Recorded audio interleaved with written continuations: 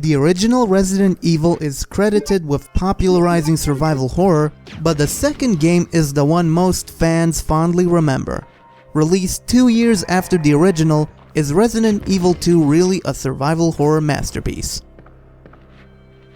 In Resident Evil 2, you play as either Claire Redfield or Leon Kennedy as they try to discover what happened to Raccoon City, as the once peaceful town has been overtaken by the undead. What follows is an intriguing tale full of twists and turns as our protagonists scour the Raccoon City police station among other locations for information. Each character also has a different story arc, with some locations being exclusive to either Claire or Leon. While the story suffers a bit from plot convenience, it's still a compelling and mostly surprising narrative. The far superior voice acting also helps, as Resident Evil 2 insists on being taken seriously.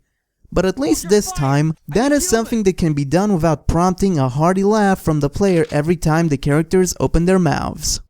For the most part, Resident Evil 2 is similar to its predecessor. You can only carry a certain amount of items at a time, defending yourself requires standing still for you to attack, and the camera angles are in fixed positions, with control being relative to the character rather than the camera.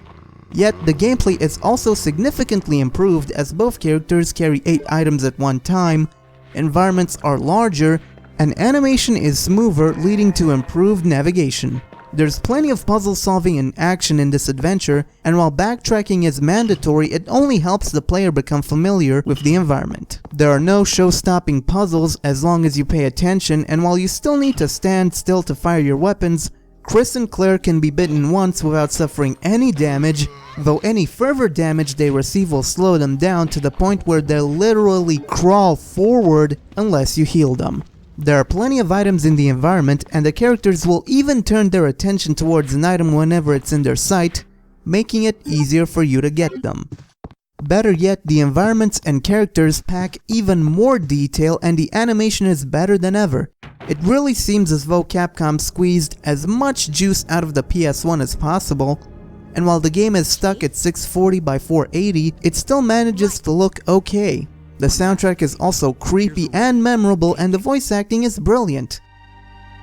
That way we can keep in touch if anything happens. Well, at least when compared to its predecessor. But that's not to say the game is perfect. There's a feeling of deja vu as the police station and its design both feel eerily reminiscent of the mansion from Resident Evil 1, and while the inventory system is more lenient, a key can still take up as much room as a box of shotgun rounds. Saving is still done at typewriters and requires ink ribbons for both characters, which can lead to even more repetition if you forget to save or are in a shortage of ribbons.